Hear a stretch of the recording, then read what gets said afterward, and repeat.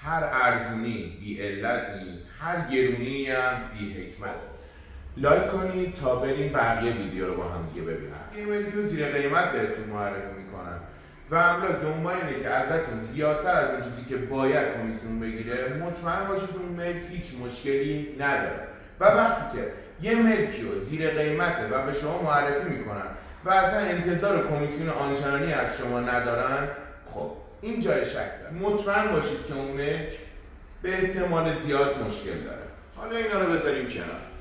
املاک معامله خودشو میبره، املاک سازنده مینویسه.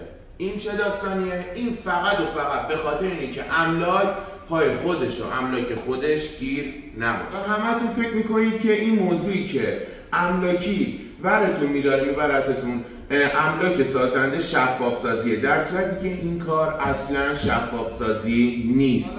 شما پیشنویس رو دیدید، خوندید، میخواید امضا بزنید، جهتی نوشته نشده، یعنی معلوم نیست ملک شما دقیقاً کجای این ساختمونه و این خودش یه داستان جداگونه داره و یه بحث جداگونه دیگه داره.